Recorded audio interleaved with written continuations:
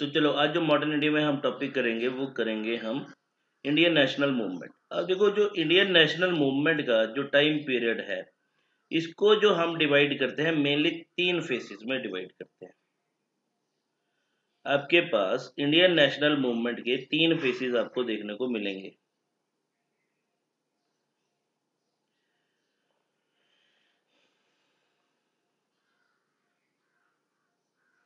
ठीक है, अब ये 3 फेसेस कौन से हैं आपके पास? एक आपके पास आता है मॉडरेट फेज,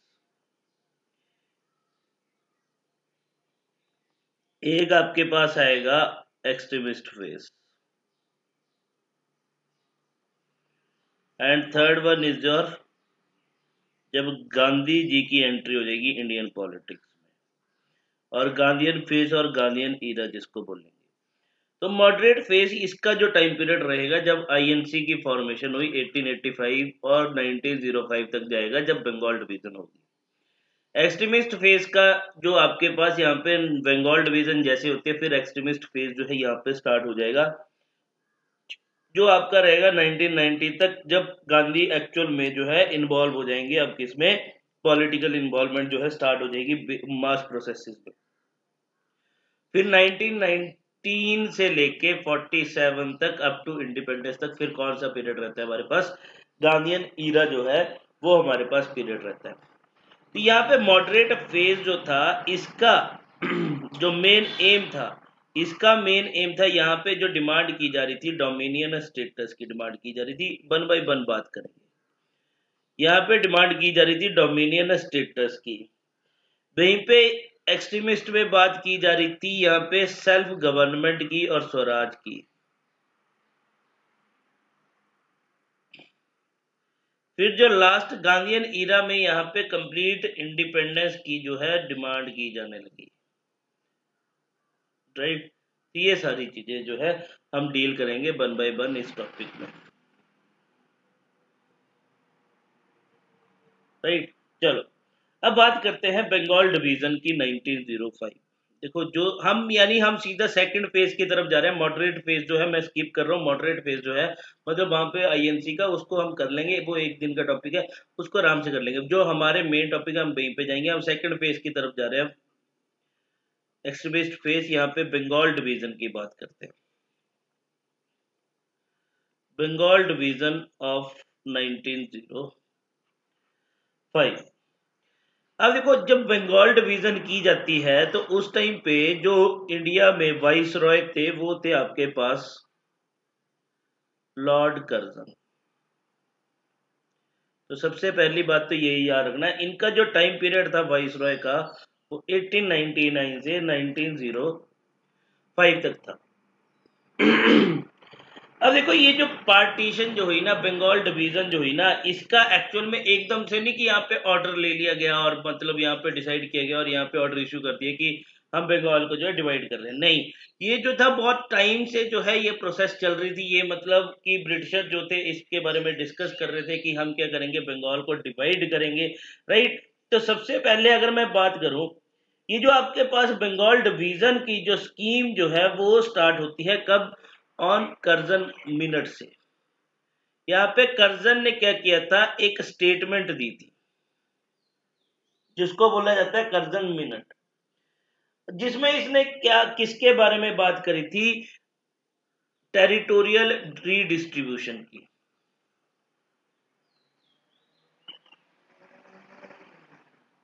रीडिस्ट्रीब्यूशन की। और ये जो बात करी गई ये कब करी गई थी? ऑन 1 जून 1903 को। मतलब यहाँ पे कर्जन ने ना बात करी होगी अपने ऑफिशियल्स के साथ मिलकर कि हम क्या करेंगे, टेरिटोरियल रीडिस्ट्रीब्यूशन करेंगे। फिर जिसको बाद में व्हाइट पेपर पे जो है वो लिख दिया गया कि टेरिटोरियल रीडिस्ट्रीब्यूशन ऐसे की जाएगी, जो कब लिखा गया था? 1 जून 1903 को। इसके बाद इसको जो है 1905 में कहां पे भेज दिया गया था? ब्रिटेन में भेज दिया गया था, इंग्लैंड में भेज दिया गया था फॉर ब्रिटिश पार्लियामेंट के अप्रूवल के लिए। बट ऐसे नहीं हुआ। अब 1903 में याद रखना कर्जन मिनट जो है वो इशूड किया गया। इसके बाद क्या हुआ यहाँ पे आपके पास इन 1904 में अब लॉर्ड कर्जन भाई साहब जो थे लॉर्ड कर्जन भाई साहब अपने दो ऑफिशियल्स के साथ बैठे हुए रूम में चाय चुए पी रहे, सिगार स्कूर पी रहे थे, ठीक है। तो जिन मतलब इसके जो दो ऑफिशियल्स थे और वी कैन से इसके जो एडवाइजर थे, एक थे सर एंड्रयू फ्रेजर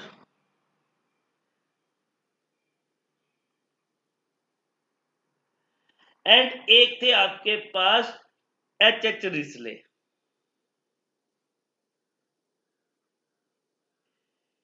इन दो ऑफिशियल्स के साथ मिलके चाय का आनंद ले रहे थे, ठीक है, ठंडा ठंडा मौसम था। तो यहाँ पे बात करें तो यहाँ पे अब ये जो एंड्रयू फ्रेजर थे ये थे आपके पास उस टाइम पे governor of Bengal, he was governor of Bengal at that time. और वहीं पे एच रिस्ले जो थे वो सेक्रेटरी थे to the government of India, जो गवर्नमेंट थी इंडिया के उसके सेक्रेटरी थे। अब ये तीनों बैठे हुए चाय पी रहे और इन्होंने अब डिमांड किया कि बोला, इन्होंने जैसे ये मतलब बात कर रहे थे तो टेरिटोरियल रीडिस्ट्रीब्यूशन पे बात हुई। तो इन तीनों ने क्या डिसाइड किया कि अब हम क्या करेंगे, बंगाल जो था, पूरे बंगाल प्रॉपर को मतलब पूरे के पूरे बंगाल को क्या करेंगे, हम डिवाइड करेंगे। पूरे के पूरे बंगाल का क्या किया जाएगा, यहाँ पे डिवीजन किया जाएगा। और बोला ये जो डिवीजन जो किया जाएगा वो कौन से बेसिस पे किया जाएगा, on the basis of religious basis पे किया जाएगा।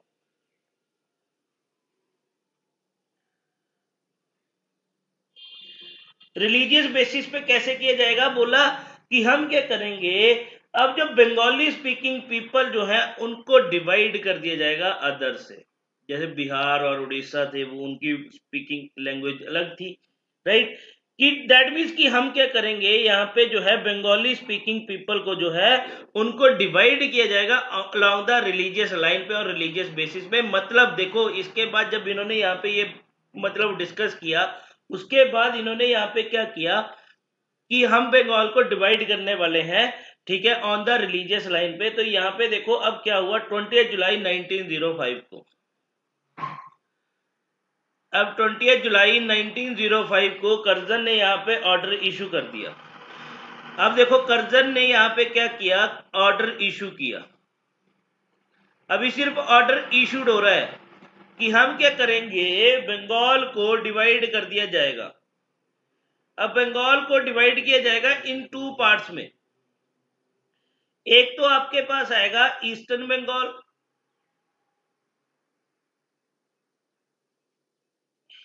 And Assam, eastern Bengal and Assam, and second आपके पास आएगा रेस्ट ऑफ बंगाल।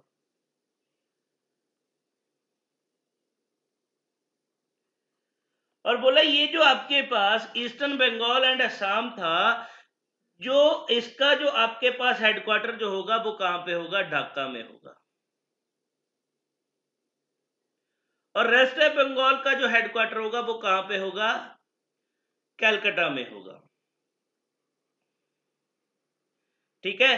तो यहाँ पे जो होगी पॉपुलेशन जो होगी, बोला कि इसको जो किया जाएगा with the population of 31 million population के साथ जो है इसको डिवाइड किया जाएगा। वहीं पे रेस्ट ऑफ बंगाल की जो पॉपुलेशन देखने को मिलेगी वो 54 मिलियन पीपल के साथ इसको डिवाइड किया जाएगा।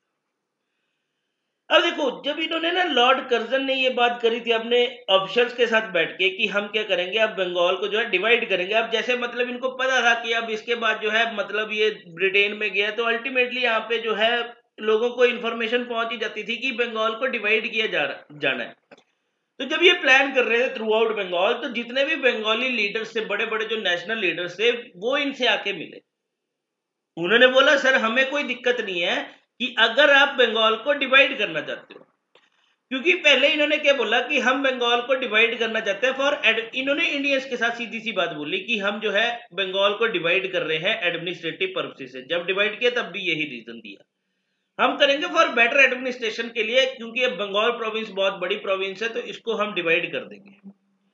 तो यहाँ पे जितने भी लीडर्स थे और जो बंगाल के इनहेबिटेंट थे, उन्होंने एक इनको एडवाइस करी, बोला ठीक है सर अगर आप डिवाइड करना चाहते तो आप करो, बट आप इसको रिलीजियस लाइन पे डिवाइड मत करना कि हिंदू डोमिनेट जो हिंदू डोमिनेट प्रोविंस होगा उसको अलग कर दोगे और मुस्लिम डोमिनेट प्रोविंस को अलग कर दोगे।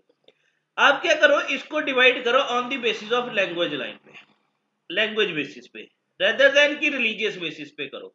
लैंग्वेज बेसिस पे क्यों बोला कि जो बंगाली स्पीकिंग पीपल है आप उनको अलग कर दो एज कंपेयर टू जो नॉन बंगाली स्पीकिंग पीपल है। मतलब कि देखो ये जो पूरी बंगाल प्रोविंस थी ये कंटेन करती थी आज की डेट में जो वेस्ट बंगाल है, जो आज की डेट में उड़ीसा है, जो आज की डेट में बिहार है, जो आज की डेट में झारखंड है। तो इन्होंने बोला कि ये जो वेस्ट बंगाल आज की डेट में बांग्लादेश, ठीक है, कि मतलब इनकी सीधी सी डिमांड थी वेस्ट बंगाल और बांग्लादेश वाला पार्ट जो है वो अलग हो जाए और उड़ीसा बिहार वाला पार्ट जो है वो अलग हो जाए।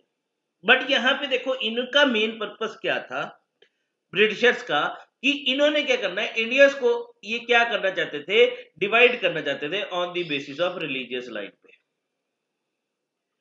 क्योंकि इन्होंने जब 1857 रिवोल्ट हुआ था तो एक लेसन जो था इन्होंने सीखा था।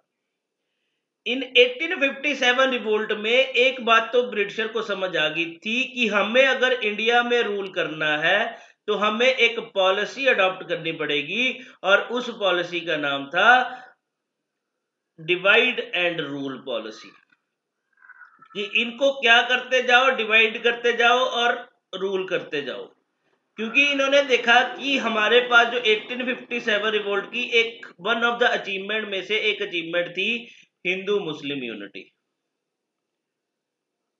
कि यहाँ पे हिंदू मुस्लिम ने इकट्ठे होके जो है ये रिवोल्ट किया था जो सोल्जर्स थे, राइट। तो हिंदू मुस्लिम यूनिटी, तो इन्होंने बोला कि हमें क्या करना पड़ेगा, यहाँ पे सबसे पहले इनको तोड़ो on the basis of religious line पे। ये बात क्लियर हुई? हाँ जी सर। अब देखो यस सर। हाँ चलो, अब जैसे ही आपके पास मतलब अब देखो ये ऑर्डर कब इशूड हुआ, 20 जुलाई 1905 को, कि यहाँ पे क्या कर दिया जाएगा, बंगाल को डिवाइड कर दिया जाएगा दो पार्ट्स में, ठीक है। तो अब जैसे ही ये ऑर्डर इशू होता है अब थ्रू आउट बंगाल जो है एंटी पार्टीशन मूवमेंट जो है वो स्टार्ट हो जाएगी। एंटी पार्टीशन मूवमेंट वो स्टार्ट होगी, ठीक है। अब देखो एंटी पार्टीशन मूवमेंट में यहाँ पे क्या हुआ, दैट मीन्स कि जैसे ही 20 जुलाई 1905 को लॉर्ड कर्जन ने ऑर्डर इशूड किया तो उसके रिस्पांस में अब थ्रू आउट बंगाल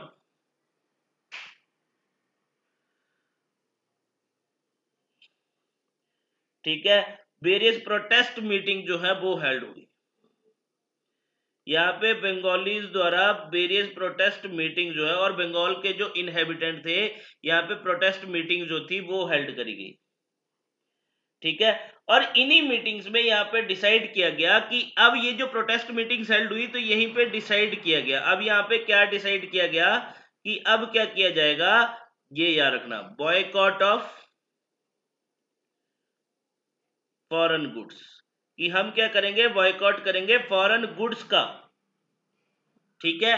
तो अगर पूछ लिया जाए कि सबसे पहले डिसीजन जो लिया गया था टू बॉयकॉट फॉरेन गुड्स वो कब लिया गया था, जब यहाँ पे और ड्यूरिंग ये आपके पास एंटी पार्टीशन मूवमेंट जो स्टार्ट हुई थी, ठीक है। फर्स्ट टाइम डिसीजन यहीं पे लिया गया था कि हम क्या करेंगे, बॉयकॉट करेंगे फॉरेन गुड्स का, ठीक है। और यहीं से अब इन्होंने दैट मीन्स अब किसकी बात कर दी कि हम यहाँ पे स्वदेशी की बात की गई। तो अल्टीमेटली एंटी पार्टीशन मूवमेंट के रिजल्ट में कौन सी मूवमेंट स्टार्ट होगी इंडिया में, दैट मीन्स कि ये जो बंगाल डिवीजन हुआ था उसके अगेंस्ट एक मूवमेंट स्टार्ट की गई थी इंडिया में, वो थी आपके पास स्वदेशी movement by the India leaders in Calcutta, ठीक है। तो देखो अब यहाँ पे क्या होगा, अब जैसे ही 20 जुलाई 1905 को यहाँ पे ये मतलब ऑर्डर इशू हुआ उसके बाद वेरियस प्रोटेस्ट मीटिंग जो थी वो की जा रही थी। अब बात करते हैं 7 अगस्त 1905 को। अब 7 अगस्त 1905 को क्या होगा, यहाँ पे एंटी पार्टीशन मूवमेंट में एक्चुअल में इनिशिएट की जाएगी। एंटी पार्टीशन मूवमेंट जो थी वो एक्चुअल में इनिशिएट होगी। यहाँ पे क्या होगा, बहुत से लोग आके मिलेंगे, जैसे अगर बात करें अभी रिसेंटली हिमाचल में एक मतलब एक रैली की गई जिसमें जो है मतलब थैंक्स रैली भी बोल सकते हैं कि जितने भी एम्प्लॉयज थे जिन्होंने इनका कांग्रेस गवर्नमेंट का और सीएम सुक्खू का क्या किया, आभार रैली जिसको बोला गया, कि उन्होंने आभार प्रकट किया कि आपने हमें ओल्ड पेंशन स्कीम मतलब जो है आपने पेंशन लगा दी, सीधी सी बात है, सेम अब क्या हुआ, 7 अगस्त 1905 को एंटी पार्टीशन, ये जो थ्रू आउट बंगाल में जो वेरियस मीटिंग्स की जा रही थी, चाहे वो लीडर्स द्वारा की जा रही थी, चाहे वो स्टूडेंट द्वारा की जा रही थी, अब ये सारे आके मिलेंगे, एक जगह पे आके मिले। पहले इन्होंने अपने अपने रीजंस में की, अब इन्होंने एक जगह पे आके मिले, एक प्लेस पे आके मिले, टाउन हॉल में मिले। कहां पे? कैलकाटा में। कौन सी डेट को? 7 अगस्त 1905 को। अब 7 अगस्त 1905 में आके मिले और वहां पे क्या डिसाइड किया गया कि अब हम क्या करेंगे, एंटी पार्टीशन मूवमेंट में स्वदेशी मूवमेंट जो है वो स्टार्ट करेंगे। दैट मीन्स अब स्वदेशी मूवमेंट जो लॉन्च की जाएगी, उसकी जो अनाउंसमेंट की गई वो कब की गई? 7 अगस्त 1905 को कैलकाटा टाउन हॉल से। ठीक है। और इसी मीटिंग में डिसाइड किया गया कि अब हम क्या करेंगे, फेमस बॉयकॉट फॉरेन रेजोल्यूशन जो था, फॉरेन गुड्स का जो बॉयकॉट किया जाएगा, वो भी अडॉप्ट किया गया और पास किया गया। तो इसी मीटिंग में क्या हुआ था? Boycott resolution was passed. तो ये भी डायरेक्ट क्वेश्चन होता है कि बॉयकॉट रेजोल्यूशन जो पास किया गया वो कौन सी मीटिंग में किया गया था? तो 7 अगस्त 1905 को आपके पास टाउन हॉल में जो मीटिंग हुई थी। ठीक है, इतना क्लियर हुआ? Yes sir. अब देखो, इसके बाद जब ये सारा हुआ तो अब सितंबर 1905 में, इन द बिगिनिंग ऑफ सितंबर 1905, ठीक है, मतलब सितंबर के फर्स्ट वीक में ही अब लॉर्ड कर्जन एक और स्टेटमेंट जो है इशूड करेगा, मतलब एक और अनाउंसमेंट की जाएगी बाय द लॉर्ड कर्जन। अब उस अनाउंसमेंट में क्या बोल दिया कि ये जो हमने बात करी थी आपके पास कि बंगाल को डिवाइड किया जाएगा, बंगाल डिवीजन होगी, वो एक्चुअल में अब कब हेल्ड होगी, इसने सीधी सी बात बोल दिया ऑन 16 अक्टूबर 1905। इसने सीधी सी बात बोल दी कि जो हमने यहाँ पे अनाउंसमेंट करी थी, कब करी थी, कौन सी डेट को करी थी आपके पास? 20 जुलाई 1905 को। फिर बाद में सितंबर 1905 में फिर से एक अनाउंसमेंट करता है और बोलता है कि बंगाल डिवीजन जो एक्चुअल में हेल्ड हो जाएगी कब? 16 अक्टूबर 1905 को। दैट मींस किसने सीधी सी बात बोल दी कि 16 अक्टूबर 1905 को अब तुम चाहे जितनी मर्जी प्रोटेस्ट कर लो, उसने सीधी सी बात बोली कि हम 16 अक्टूबर 1905 को क्या कर देंगे, बंगाल को दो पार्ट्स में डिवाइड कर देंगे। एक आ गया eastern Bengal and Assam, and second आपके पास आ गया रेस्ट ऑफ बंगाल, जो हमने बात करी। बोला एक्चुअल में हेल्ड हो जाएगी, राइट। अब जैसे ये हुआ, अब 16 अक्टूबर 1905 आ गई और 16 अक्टूबर 1905 को एक्चुअल में आपके पास बंगाल को डिवाइड कर दिया गया। अब जैसे ही पार्टीशन जो है वो इफेक्ट में आएगी 16 अक्टूबर 1905 को, अब इस दिन जो है, इस डे को, मतलब 16 अक्टूबर 1905 को डिक्लेयर कर दिया गया। किसके द्वारा डिक्लेयर किया गया? By the national leaders. National leaders ने क्या डिक्लेयर किया इस डे को? As a national mourning day, मतलब कि विलाप करना। इसको as a national mourning day जो है थ्रू आउट बंगाल जो है वो डिक्लेयर कर दिया गया। और वहीं पे यहाँ पे उस टाइम पे एक लीडर थे, रमेंद्र सुरेंद्र बनर्जी, सुंदर, सॉरी त्रिवेदी, नॉट बनर्जी, त्रिवेदी। इन्होंने इस टाइम पे लोगों से क्या अर्ज किया? दैट मीन्स इन्होंने लोगों को से क्या रिक्वेस्ट करी कि बोला आज के दिन कोई भी अपने घर पे चूल्हा नहीं जलाएगा। दैट मीन्स कोई भी फायर नहीं करेगा अपने किचन में। तो अल्टीमेटली इन्होंने क्या बोला कि आज के दिन जो है हम इसको ऑब्जर्व करेंगे, ऑब्जर्व्ड एज अनार्दन, अरांदन। ठीक है, कि हम जो है अब क्या करेंगे, अपने घर पे चूल्हा नहीं जलाएंगे और आज के दिन हम क्या रखेंगे, फास्ट रखेंगे। रंदन की बात इन्होंने करी, किसने करी? रविंद्र सुंदर त्रिवेदी ने करी, राइट। तो अल्टीमेटली इस दिन जो है हर किसी भी घर पे जो है चूल्हा नहीं जला, किसी भी घर ने जो है खाना नहीं बनाया और खाना नहीं खाया। तो यहीं पे अब इस दिन जब 16 अक्टूबर 1905 को जब पार्टीशन की गई, तो इस टाइम पे जो थीम सॉन्ग बन चुका था नेशनल मूवमेंट का, अब थीम सॉन्ग जो बन चुका था नेशनल मूवमेंट का वो बन चुका था वंदे मातरम। वंदे मातरम जो था ये मेन सॉन्ग बन चुका था इस नेशनल मूवमेंट का। और इसी दिन फिर यहाँ पे रविंद्रनाथ टैगोर की एंट्री होगी और रविंद्रनाथ टैगोर जो है वो कंपोज करेंगे एक सॉन्ग जिसका नाम था अमार सोनार बांग्ला। अमार सोनार बांग्ला, राइट।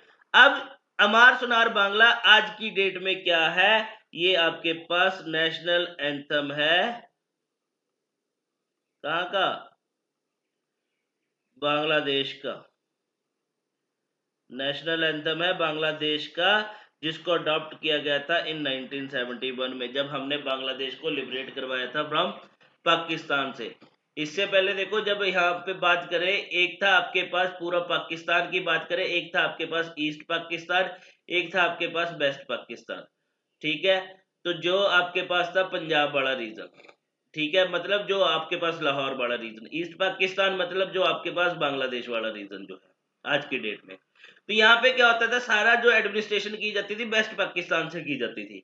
तो वेस्ट पाकिस्तान अब क्या कर रहा था, इन ईस्ट पाकिस्तान के साथ डिस्क्रिमिनेशन कर रहा था, जिससे फोर्सफुली इनको कन्वर्ट बोल रहा था कि तुम कन्वर्ट हो जो, ठीक है, इसमें इस्लाम में एंड ऑल की अपनी मतलब बंगाली छोड़ने के लिए बोल रहा था एंड ऑल। बहुत सी मतलब एलिगेशन इन पे लगाई जा रही थी, रेस्ट्रिक्शन इन पे पुट की जा रही थी। इवन हद तो तब होगी थी कि अब देखो ये इतना ज्यादा डिस्क्रिमिनेशन इनके साथ कर रहे थे, बाद में इनको इतना गुस्सा आया कि अब जब ये लोग ना क्या करते थे, फिर बंगाली लोग जो थे, जैसे ये आर्मी के सोल्जर्स आएंगे तो ये इन्होंने क्या करना कि मतलब ये अमार सुनार बांग्ला जो है ये सॉन्ग गाने लग पड़ते थे। और ये अमार सुनार बांग्ला जैसे सॉन्ग गाते थे, जब ये मतलब पाकिस्तान के कंट्रोल में था, तो ये पाकिस्तान के सोल्जर क्या करते हैं, इनको मार देते। तो अपने आप को सेव करने के लिए मेनली ये लेडीज जो होती थी, जो बांग्लादेश की लेडीज उस टाइम पे मतलब ईस्ट पाकिस्तान होता था, तो वो अपने आप को प्रोटेक्ट करने के लिए, जैसे कोई आर्मी का सोल्जर आएगा, ठीक है, उसके सामने जो ये अमार सुनार बांग्ला जो है वो गाना गा देंगे और वो उनको शूट कर देते थे उसी टाइम पे, राइट। तो अपने आप को प्रोटेक्ट करने के लिए तो ऐसा भी होता था। देखो इतनी ज्यादा डिस्क्रिमिनेशन इन्होंने की हुई है। अब बात करते हैं यहाँ पे, मतलब रविंद्रनाथ टैगोर ने यहाँ पे एक सॉन्ग कंपोज किया अमार सुनार बांग्ला, जो आज की डेट में क्या है, नेशनल एंथम है बांग्लादेश का। और यहीं पे इसी दिन जब यहाँ पे पार्टीशन की गई, तो टैगोर भाई साहब ने ही क्या बोला कि हम क्या करेंगे, यहाँ पे इस डे को ऑब्जर्व करेंगे एज अ रक्षाबंधन डे। अब देखो कितने डे जो है यहाँ पे बना दिया इसको कि अरंदन बना दिया कि ठीक है हम जो है यहाँ पे खाना नहीं खाएंगे, ठीक है, अपने घर पे फायर नहीं चलाएंगे। एक यहाँ पे कंपोज कर दिया मार सुनार बांग्ला। सेकंड इसको बोला कि हम इसको ऑब्जर्व करेंगे as a Rakshabandhan day. Rakshabandhan day क्यों, क्योंकि इस दिन क्या हुआ, क्योंकि इनको पता था, ब्रिटिशर ने तो क्या बोला कि हम क्या कर रहे हैं, इसको जो है ऑन द एडमिनिस्ट्रेटिव पर्पसेस से क्या कर रहे हैं, फॉर एडमिनिस्ट्रेटिव पर्पसेस के लिए हम इसको क्या कर रहे हैं, डिवाइड कर रहे हैं। बट यहाँ पे जितने भी नेशनल लीडर्स थे, बंगाल के लीडर्स थे, उनको पता था कि ये जो डिवीजन किया जा रहा है वो हमें रिलीजियस लाइन पे तोड़ने के लिए किया जा रहा है। अब उस टाइम पे वहां पे मेन दो रिलीजियस कम्युनिटी थी, एक थे हिंदू और एक थे मुस्लिम। तो यहाँ पे रविंद्रनाथ टैगोर ने क्या बोला कि इस डे को हम as a Rakshabandhan day observe करेंगे। दैट मीन्स यहाँ पे इन्होंने एक बात बोली कि हर एक हिंदू, चाहे वो लड़का है चाहे वो लड़की है, हर एक मुस्लिम, चाहे वो लड़का है चाहे वो लड़की है, क्या करेंगे, एक दूसरे की कलाई में राखी बांधेंगे। मतलब हिंदू और मुस्लिम जो है एक दूसरे की कलाई पे क्या बांधेंगे, राखी बांधेंगे। तो ये बात किसने करी, टैगोर भाई साहब ने करी। बोला और जैसे ही हम रक्षाबंधन डे इस दिन ऑब्जर्व करेंगे तो ये क्या होगा, एक सिंबल होगा जो यहाँ पे क्या शो करेगा, ब्रिटिशर्स को शो करेगा कि जिस पर्पज से आप हमें तोड़ना चाहते हो, रिलीजियस बेसिस पे आप हमें तोड़ना चाहते हो, तो ये जो रक्षाबंधन डे हम ऑब्जर्व कर रहे हैं जिसमें हिंदू मुस्लिम एक दूसरे की कलाई पे राखी बांधेंगे, तो अल्टीमेटली ये क्या होगा, एक सिंबल होगा। सिंबल होगा किसका, of unbreakable unity of the Bengalis, कि आप चाहे जितना मर्जी एफर्ट कर लो, आप हमारे बंगालीज की यूनिटी को नहीं तोड़ सकते। हम बंगाली कल भी एक थे, आज भी एक है और कल भी एक रहेंगे। ये सीधी सी बात बोल दी, ठीक है। इतनी बात क्लियर? Yes sir. चलो अब देखो इसी टाइम पे आते हैं। अब देखो यहां पे ना, अब थोड़ा सा बात करते हैं, क्योंकि हमने क्या बोला कि अब देखो बंगाल डिवीजन के रिस्पॉन्स में स्वदेशी मूवमेंट स्टार्ट हुई, तो अब थोड़ा सा रोल देख लेते हैं आईएनसी का क्या रोल रहा। रोल ऑफ आईएनसी, अब देखो रोल ऑफ आईएनसी में अगर मैं बात करूं तो यहाँ पे इस टाइम पे फिर 1905 में यहाँ पे सेशन होगा, कहां पे? बनारस में। बनारस में इंडियन नेशनल कांग्रेस का सेशन हुआ, ठीक है। अब यहाँ पे जब इंडियन नेशनल कांग्रेस का सेशन हुआ तो इन्होंने यहाँ पे बात करी किसकी? बंगाल पार्टीशन की। अब इन्होंने बंगाल पार्टीशन की बात करी। अब यहाँ पे देखो ना, इस टाइम पे आते आते क्या हो चुका था, देखो एक्सट्रीमिस्ट फेज स्टार्ट हो जाएगा। मतलब यहाँ पे देखो आईएनसी में दो ग्रुप जो है वो फॉर्म हो चुके थे। एक था आपके पास एक्सट्रीमिस्ट ग्रुप, एक था मॉडरेट ग्रुप। अब ये ग्रुप किसके बेसिस पे फॉर्म हुए? ये ग्रुप फॉर्म हुए on the basis of ideology, क्योंकि यहाँ पे क्या था, इनकी आइडियोलॉजी में डिफरेंस था। एक्सट्रीमिस्ट की आइडियोलॉजी में डिफरेंट था और मॉडरेट्स की आइडियोलॉजी में डिफरेंट था। इन सिंपल से वर्ड में बात करूं कि एक्सट्रीमिस्ट क्या चाहते थे कि इनको एक्सपेल करना चाहते थे ब्रिटिशर्स को।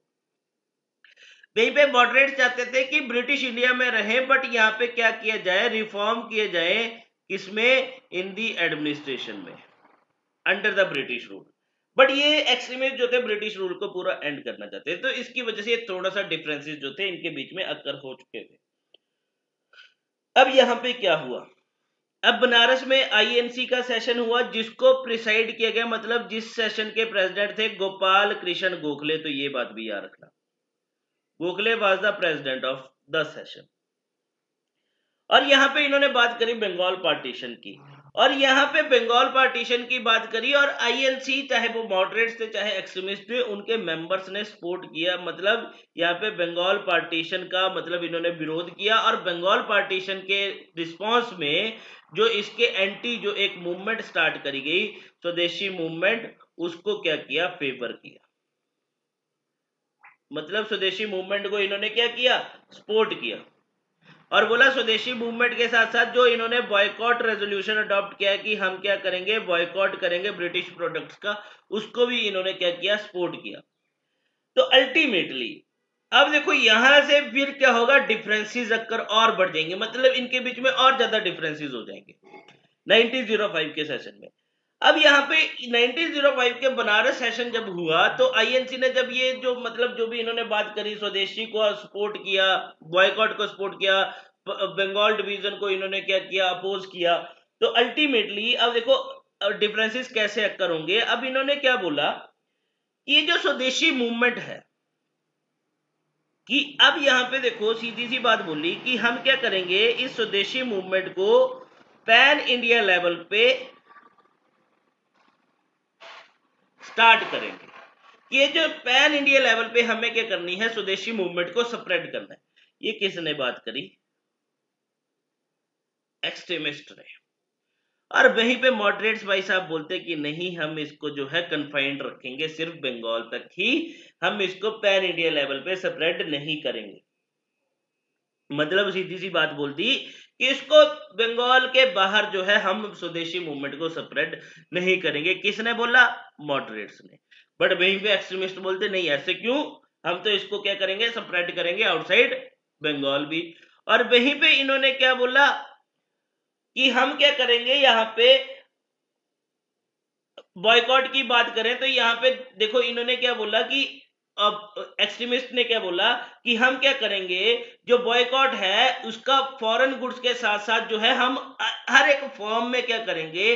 बॉयकॉट करेंगे ब्रिटिशर्स का।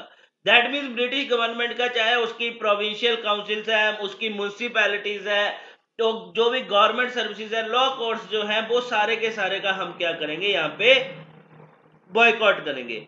बट यहां पे ये किसने बोला? मतलब बॉयकॉट किया जाएगा ब्रिटिश का इन एवरी फॉर्म में, चाहे वो उसकी गवर्नमेंट सर्विसेज में, उसके फॉरेन गुड्स का, and all and all and all. ये बात करी किसने? एक्सट्रीमिस्ट ने। और वहीं पे मॉडरेट्स बोलते नहीं, सिर्फ हम यहाँ पे बॉयकॉट ऑफ गुड्स तक ही इसको सीमित रखेंगे, इसके बाहर जो है मतलब आप बोल रहे हो कि प्रोविंशियल काउंसिल्स का बॉयकॉट किया जाएगा, म्युनिसिपैलिटीज का बॉयकॉट किया जाएगा, गवर्नमेंट सर्विसेज का बॉयकॉट किया जाएगा, तो उसको हम फेवर नहीं करते हैं। ये मॉडरेट्स ने बात करी। मतलब देखो यहीं से इनके बीच में डिफरेंसेस अक्कर हो गई। ये डिफरेंसेस अक्कर हो गए, इसको भी थोड़ी देर में बात करते हैं कि क्यों मैं बात कर रहा हूँ, राइट। तो यहाँ पे देखो अब जैसे जैसे ये हुआ, अब देखो इन्होंने क्या बोला, एक्सट्रीमिस्ट ने बोला कि हम इसको पैन इंडिया लेवल पे स्प्रेड करेंगे, वहीं पे मॉडरेट्स ने बोला कि नहीं इसको हम कन्फाइंड रखेंगे ओनली इन बंगाल तक। अब देखो बट हुआ क्या, ये जो स्वदेशी मूवमेंट जो थी, ये स्वदेशी मूवमेंट जो है वो स्प्रेड हुई आउटसाइड इंडिया में।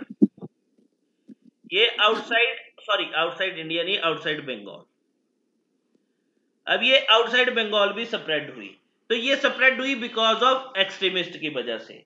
तो यहां पे अब किस किस रीजन में, पुणे एंड बॉम्बे में इसको जो स्प्रेड किया, उसमें जो रोल रहा वो किसका रहा, बाल गंगाधर तिलक का। वहीं पे बात करें पंजाब एंड नॉर्दर्न इंडिया में यहां पे दो लीडर थे, अजीत सिंह एंड लाला लाजपत राय। इनके एफर्ट की वजह से स्वदेशी मूवमेंट जो है वो स्प्रेड हुई।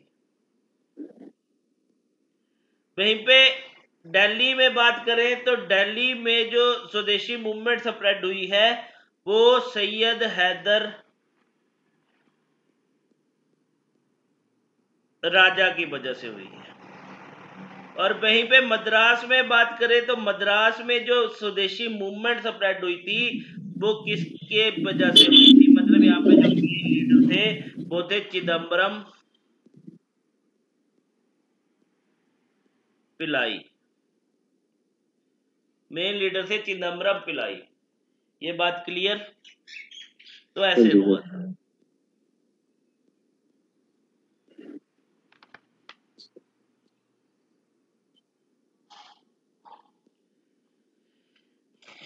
इतनी बात क्लियर हुई? हाँ जी सर। Yes sir. चलो अब चलते हैं।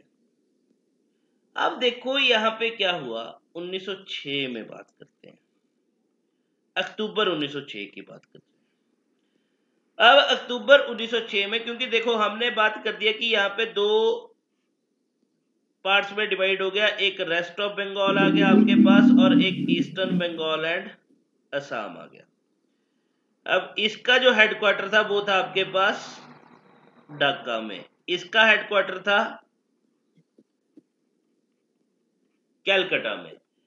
अभी देखो हुआ क्या, 1906 में जो ईस्टर्न बंगाल एंड असम वाला जो रीजन था, यहां से कुछ लीडर उठेंगे जो पहले भी काइंड ऑफ लीडर थे, और वहां पे वो क्या करेंगे, एक ऑर्गेनाइजेशन की फाउंडेशन रख देंगे, जिस फाउंडेशन का नाम ही रिलीजियस लाइन पे रखा जाएगा, मुस्लिम लीग, ऑल इंडिया, और इसको नाम दे दिया all India Muslim league.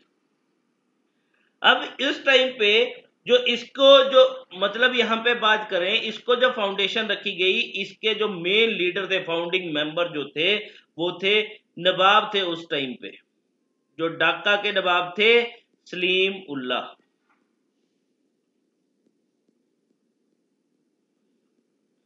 Salim Ullah की लीडरशिप में यहाँ पे ऑल इंडिया मुस्लिम लीग की फाउंडेशन रख दी गई, और बाद में सलीम उल्लाह ही जो थे ढाका के, वो क्या बने थे, इसके वाइस प्रेसिडेंट बने थे इस लीग के। और अगर बात करें तो फर्स्ट प्रेसिडेंट जो बने वो बने आपके पास आगा खान, जो one of the founding member में से एक थे। आगा खान जो थे इसके प्रेसिडेंट बने।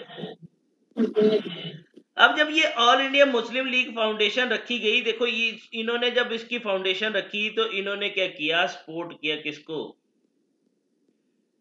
मुस्लिम लीग सपोर्टेड आपके पास बंगाल डिवीजन को सपोर्ट किया। इन्होंने बंगाल डिवीजन को सपोर्ट किया तो अल्टीमेटली अपोज किसको करेंगे, अपोज किया किसको, स्वदेशी मूवमेंट को।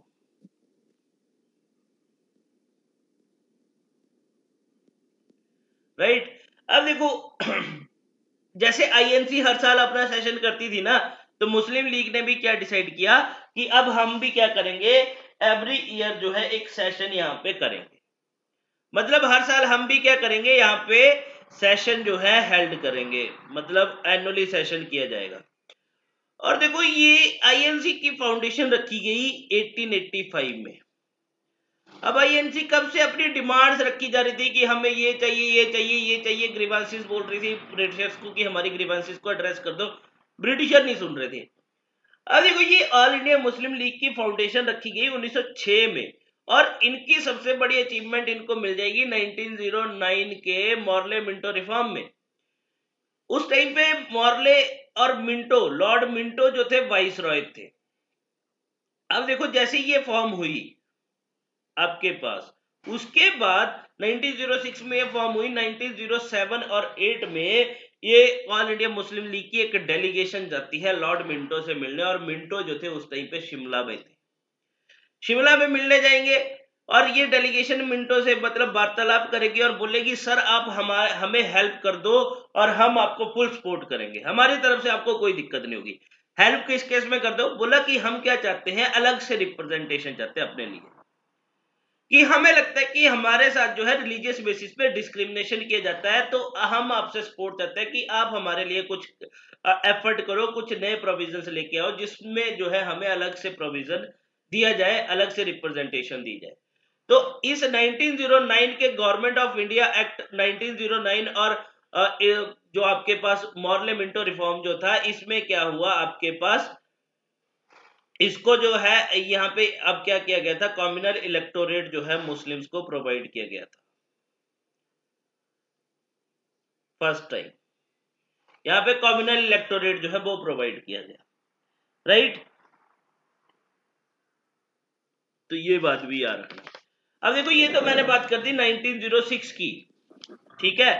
अब देखो 1906 में जब यहाँ पे ये क्या हुआ, आपके पास मुस्लिम लीग की फाउंडेशन रखी गई।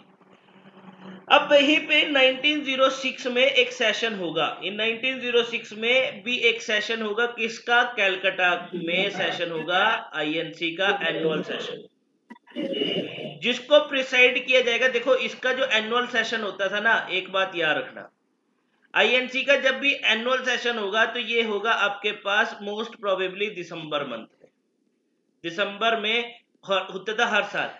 कभी मान लो मार्च में हम सेशन कर रहे हैं या अप्रैल में हम सेशन कर रहे हैं, जुलाई में हम सेशन कर रहे हैं, तो वो होता था सेशन वो स्पेशल पर्पस के लिए, तो उसको बोला जाता था स्पेशल सेशन। ये तो एनुअल जनरल सेशन होता था जिसमें पूरे साल के अचीवमेंट जो है और क्या हम अगले साल काम करेंगे वो सारा डिस्कस होता था, ठीक है। तो यहाँ पे अब एनुअल सेशन हुआ 1906 में कैलकाटा में आईएनसी का, जिसको प्रिसाइड कर रहे थे दादा भाई नरोजी, दादा भाई नरोजी जो थे इसके प्रेसिडेंट थे। और यहाँ पे देखो अब ये बात याद रखना, इस सेशन में अब 4 रेजोल्यूशन जो है अडॉप्ट किए गए, मतलब यहाँ पे आईएनसी ने अब 4 रेजोल्यूशन जो है पास किए। अब वो 4 रेजोल्यूशन कौन से थे ये बात याद रखना। अब वो 4 रेजोल्यूशन थे, एक था आपके पास स्वराज, यहाँ पे सीधी सी बात बोल दी गई कि अब हमारा जो मेन टारगेट रहेगा वो रहेगा Swaraj, that mean self government. Second resolution बात करी जो पास किया वो था आपके पास स्वदेशी, जो मोदी साहब आज की डेट में बात करते हैं मेक इन इंडिया। थर्ड यहाँ पे बात करी बॉयकॉट, कि हम बॉयकॉट करेंगे ब्रिटिश गुड्स का, ठीक है, ब्रिटिश गुड्स का चाहे ब्रिटिश काउंसिल का, अभी थोड़ी देर में आते हैं। एंड थर्ड और लास्ट वन जो था वो था नेशनल एजुकेशन। तो ये याद रखना, ये 4 रेजोल्यूशन जो थे वो अडॉप्ट किए गए। अब देखो यहाँ पे जब ये 4 रेजोल्यूशन पास हुए 1906 में जब कैलकाटा में सेशन हुआ, अब ये 1906 से 1907 तक, यहाँ पे एक्चुअल में अगला सेशन भी आ गया आईएनसी का, बट ये जो 4 रेजोल्यूशन थे इनकी एक्चुअल में डेफिनेशन ही सेट नहीं कर पाए, डेफिनेशन सेट नहीं कर पाए। स्वराज यहाँ पे डिसाइड नहीं हो रहा था कि सेल्फ गवर्नमेंट किस सेंस में कंसीडर करेंगे। आईएनसी कुछ एक्सट्रीमिस्ट कुछ और बोल रहे थे, वहीं पे जो मॉडरेट्स थे वो कुछ और बोल रहे थे। स्वदेशी यहाँ पे डिसाइड नहीं हो पाया कि कहां तक हम रखेंगे इसको कन्फाइंड। बॉयकॉट भी यहाँ पे ब्रिटिश गुड्स तक रखेंगे कि हर एक स्पीयर में जो है इसको एक्सटेंड करेंगे। नेशनल एजुकेशन हम इंडियन सब्जेक्ट्स पे देंगे, वेस्टर्न सब्जेक्ट्स पे देंगे, किस पे देंगे? कोई यहाँ पे 1906 से लेके 1907 तक इनका कोई एक तरह से अगर मैं बात करूं तो कोई रिजल्ट नहीं निकला कि ये दोनों बैठेंगे ग्रुप आके कि हाँ डिसाइड करेंगे कि स्वराज को हम क्या कंसीडर कर रहे हैं, स्वराज क्या। मतलब इनके बीच में कोई रिजॉल्वमेंट नहीं हुई कि यहाँ पे क्या डिसाइड किया जाएगा। तो इनके बीच में ये डिस्प्यूट चलता रहा। अब देखो ये डिस्प्यूट इतना बढ़ गया कि 1907 में अब सेशन होगा आईएनसी का, जो सेशन हुआ आपके पास सूरत में। आईएनसी का सेशन होगा सूरत में, ठीक है, जिसमें अब क्या हो जाएगा, आईएनसी जो है दो पार्ट्स में डिवाइड हो जाएगी। अब आईएनसी जो है दो ग्रुप्स में डिवाइड होगी, एक ग्रुप बन गया आपके पास मॉडरेट और एक ग्रुप बन गया आपके पास एक्सट्रीमिस्ट। अब बात करते हैं इस सूरत सेशन की, राइट। तो देखो ये 1905 से चलता आ रहा था, 1907 में आके इसका एक्चुअल में रिजल्ट मिल जाएगा। अब 1905 से 1907 में आके आईएनसी जो है वो डिवाइड हो जाएगी दो पार्ट्स में। 1907 में देखो अब आपके पास क्या होगा, सूरत सेशन होगा आईएनसी का, ठीक है, जो कहां पे हुआ अगर मैं बात करूं तो रिवर ताप्ती के बैंक पे हुआ था, on the bank of river Tapti, ठीक है। और इसको जो प्रिसाइड किया गया वो रास बिहारी घोष ने इसको क्या किया, प्रिसाइड किया, ठीक है। अब ये जो रास बिहारी घोष थे जो थे, ये थे आपके पास मॉडरेट लीडर, राइट। अब देखो इसका रिजल्ट क्या हुआ, यहां पे दो ग्रुप्स बन गए, एक ग्रुप बन गया एक्सट्रीमिस्ट ग्रुप और एक ग्रुप बन गया आपके पास मॉडरेट ग्रुप। अब एक्सट्रीमिस्ट ग्रुप के जो लीडर थे वो थे लाल बाल पाल एंड अरविंदो घोष। ये लाल बाल पाल कौन है?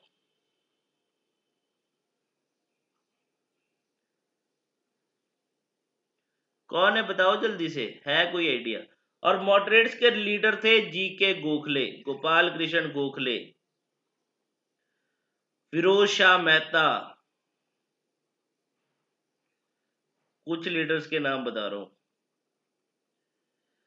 सुरेंद्र नाथ बनर्जी, एसएन बनर्जी, सुरेंद्र नाथ बनर्जी। तो ये मॉडरेट्स के लीडर थे। लाल बाल पाल कौन थे? लाला लाजपत राय, बाल गंगाधर तिलक एंड बिपिन चंद्र पाल, ठीक है। तो ये याद रखना, लाला लाजपत राय, बाल गंगाधर तिलक एंड बिपिन चंद्र पाल, और इनके साथ थे अरविंदो घोष। तो ये जो है एक एक्सट्रीमिस्ट ग्रुप बनाएंगे और मॉडरेट ग्रुप बनाएंगे। अब देखो इसमें एक और बताऊंगा इस सेशन में।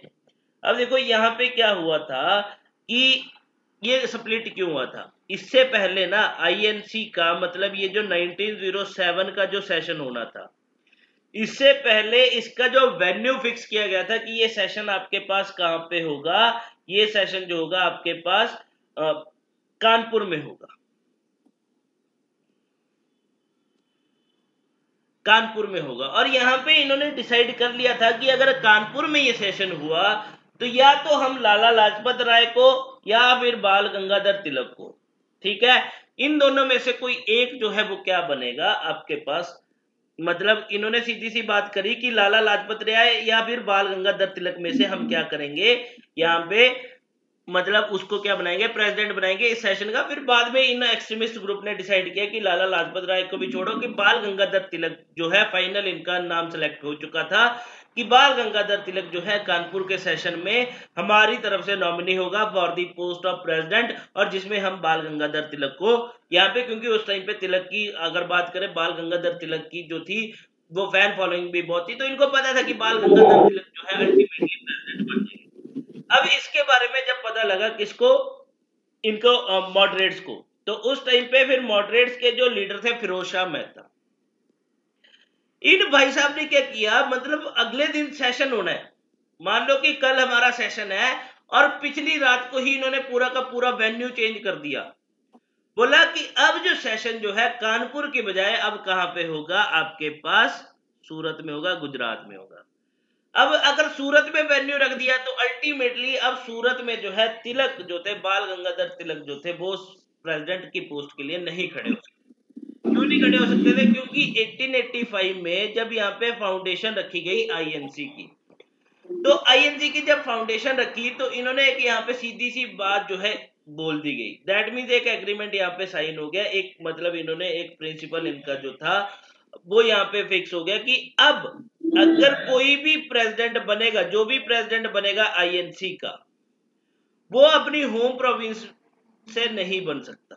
मतलब कि सीधी सी बात है। अब देखो मेनली 3 प्रोविंसेस थी, बंगाल, मद्रास एंड बॉम्बे। अगर मान लो सेशन हो रहा है आईएनसी का बंगाल में, तो जो भी इसका प्रेसिडेंट बनेगा वो बंगाल प्रोविंस से नहीं होगा, वो या तो मद्रास से हो सकता है या फिर बॉम्बे से हो सकता है या कहीं और से हो सकता है, बट बंगाल प्रोविंस का पार्ट नहीं होगा। तो अल्टीमेटली अब अकॉर्डिंग टू दिस प्रोविजन के अकॉर्डिंग अब जो सूरत में सेशन हुआ, क्योंकि गुजरात और बॉम्बे अगर बात करें तो बाल गंगाधर तिलक का जो आपके पास होम टाउन था, क्या मतलब कि यहाँ पे जो नेटिव गांव था, नेटिव प्रोविंस जो थी वो थी आपके पास बॉम्बे, गुजरात से बिलोंग करते हैं। तो अल्टीमेटली ये इस इलेक्शन में खड़े नहीं हो सकते थे। तो यहां से भी क्या हो गया, एक्सट्रीमिस्ट और मॉडरेट्स के बीच में डिफरेंसेस अक्कर हो गए। और ये बात तब ज्यादा होगी कि अब लास्ट में क्या हुआ, इन दोनों की जब ये सेशन चल रहा था और एक दूसरे को इन्होंने चप्पलों से, कुर्सियों से मारना स्टार्ट कर दिया। और ये सेशन का इसका रूप अब अगर आपको देखें, ये सेशन में इसको मतलब सेव करने के लिए लास्ट में पुलिस को बुलाना पड़ा था। मतलब इतनी गंदी कंडीशन हो चुकी थी कि एक दूसरे को कुर्सियों से मार रहे, एक दूसरे को चप्पल से मार रहे। तो यहाँ पे लास्ट में पुलिस को बुलाया गया और पुलिस ने आके यहाँ पे क्या किया था, यहाँ पे सारी सिचुएशन को कंट्रोल किया था। अब देखो यहीं से क्या हो गया, फिर दोनों ग्रुप जो है डिवाइड हो गए। और इस टाइम पे हमने बात करी कि मिंटो जो थे वाज दी वाइस रॉय। अब मिंटो ने क्या किया, जो उस टाइम पे सेक्रेटरी ऑफ स्टेट थे, कौन, आपके पास मॉर्ले, लॉर्ड मॉर्ले, जो कहां पे बैठते थे, सेक्रेटरी ऑफ स्टेट की हमने पहले बात करी है, जो आपके पास गुड गवर्नेंस एक्ट आया था 1858। ठीक है, मॉर्ले जो थी जिसकी सीट थी कहां पे, लंदन में। अब ये इनको क्या करेंगे, मिंटो भाई साहब इनको एक लेटर भेजेंगे और उस लेटर में ये सारा इंसिडेंट बताएंगे जो सूरत में हुआ, कि ऐसे ऐसे इनके बीच में स्प्लिट हो चुका है, इतने डिफरेंसेस अक्कर हो चुके हैं कि एक दूसरे को मारने के लिए तैयार हो गए। ठीक है, अब दैट मींस कि अब इन्होंने बोला कि ऐसा ऐसा हुआ। ठीक है, अब ये दो ग्रुप्स बन चुके हैं, मॉडरेट्स और एक्सट्रीमिस्ट। और मॉडरेट्स तो अल्टीमेटली चाहते हैं कि सिर्फ हमारी एडमिनिस्ट्रेशन में थोड़ा सा चेंजेस करना चाहते हैं, उन्हें हमारे रूल से कोई दिक्कत नहीं है, बट एक्सट्रीमिस्ट हमें एक्सपेल करना चाहते हैं। तो इन्होंने बोला कि ये जो आईएनसी से अब एक्सट्रीमिस्ट ग्रुप जो अलग हो गया, तो ये क्या है, हमारे लिए एक ग्रेट ट्रिम्फ है,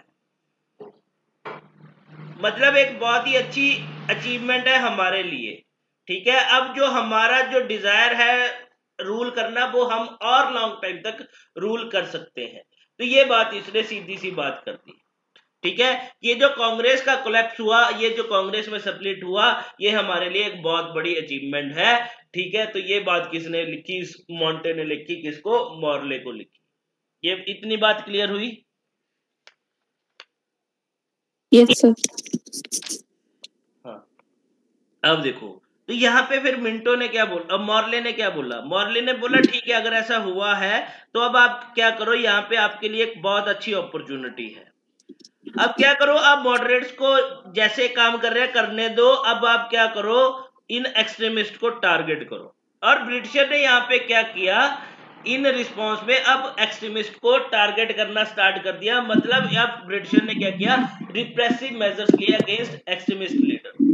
तो अल्टीमेटली इन 1908 में जो तिलक जो थे, बाल गंगाधर तिलक को इन्होंने क्या कर लिया, ब्रिटिश गवर्नमेंट ने अरेस्ट कर लिया। अब ब्रिटिश गवर्नमेंट ने अरेस्ट क्यों किया, अब मतलब देखो अरेस्ट किया और इनको डिपोर्ट कर दिया मंडले जेल में फॉर 6 इयर्स इंप्रिजनमेंट के लिए। ठीक है, मंडले जेल में। अब देखो यहाँ पे इन्होंने तिलक को अरेस्ट क्यों किया, देखो तिलक को अरेस्ट किया इन्होंने अब यहाँ पे बात करें तो तिलक को जो अरेस्ट किया गया था सेडिशन चार्जेस पे किया गया था। सेडिशन चार्जेस क्यों लगाए? क्योंकि यहाँ पे तिलक का एक न्यूज़पेपर था केसरी। तिलक का एक न्यूज़पेपर था केसरी, जिसमें केसरी में उन्होंने क्या किया, कुछ आर्टिकल जो है वो पब्लिश किए। अब उन आर्टिकल्स में जनरली इन्होंने बात करी किसकी, आपके पास प्रफुल्ला चक्की की, प्रफुल्ला चक्की एंड खुदीराम बोस। मतलब तिलक ने अपने इस केसरी न्यूज़पेपर में आर्टिकल्स के थ्रू क्या कर रहे थे, प्रोटेक्ट कर रहे थे प्रफुल्ला चक्की एंड खुदीराम बोस को। अब हुआ क्या, अब बात करते हैं। अब यहाँ पे प्रफुल्ला चक्की, प्रफुल्ला एंड खुदीराम, ठीक है, यहां सीधी सी बात करते हैं, प्रफुल्ला चक्की एंड बॉस। इन दोनों भाई साहब ने क्या किया था, अप्रैल 1908 की बात है। इन दोनों भाई साहब ने क्या किया था, एक मैजिस्ट्रेट को मारने के लिए, ब्रिटिश मैजिस्ट्रेट को, मतलब उसको मारने के पर्पज से क्या किया था, इन्होंने एक बॉम्ब जो है वो थ्रो किया था। बॉम्ब जो है वो थ्रो किया था, ठीक है। और जिसकी वजह से क्या हुआ था, मतलब बॉम्ब कहां पे फेंका था, एक ट्रेन की जो बोगी नहीं होती है, उस ट्रेन की बोगी में बॉम्ब फेंक दिया। तो इनके अकॉर्डिंग क्या था कि जो आपके पास ब्रिटिश मैजिस्ट्रेट था किंग्सफोर्ड, वो क्या कर रहा है, उस बोगी से वो ट्रेवल कर रहा है, ठीक है। तो उस बोगी से वो ट्रेवल कर रहा है, बट अनफॉर्चुनेटली हुआ क्या कि उस बोगी में जिसमें इन्होंने बॉम्ब फेंका, उस बोगी में वो मैजिस्ट्रेट ट्रेवल नहीं कर रहा था, वहां पे दो लेडीज ट्रेवल कर रही थी, और उस बॉम्ब फेंकने की वजह से उन दोनों लेडीज की क्या हो गई थी, डेथ हो गई थी, मर गई थी। तो जिस चक्कर में इनको, मतलब इस केस में इस चक्की एंड बॉस को क्या किया गया था, अरेस्ट किया गया था। तो इनको प्रोटेक्ट करने के लिए इनके फेवर में क्या कर रहा था तिलक जो है, वो क्या कर रहा था, अपने न्यूज़पेपर केसरी में इनके लिए जो है आर्टिकल्स पब्लिश कर रहा था। तो वो आर्टिकल पब्लिश करने के चक्कर में ही उस पर क्या लगा दिया, सेडिशन चार्जेस लगा दिया, और तिलक को अरेस्ट कर लिया और 6 साल की इंप्रिजनमेंट कर दी, और कहां पे भेज दिया, मंडले जेल में भेज दिया। क्लियर बात? जी सर। Yes sir. ठीक है। अब देखो ये सारा प्रोसेस चलता रहा। अब इसके बाद आपके पास होगा दिल्ली दरबार। 1911 में, 1911 में दिल्ली दरबार जो है वो ऑर्गेनाइज किया गया। दिल्ली दरबार जो है ऑर्गेनाइज किया किसने, लॉर्ड हार्डिंग थे उस टाइम पे, वॉइसरॉय थे लॉर्ड हार्डिंग,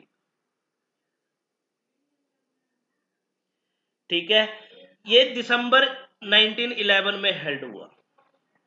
क्यों हेल्ड किया गया, इसको हेल्ड करने के पीछे पर्पस क्या था, नेक्स्ट स्लाइड में लिखते हैं।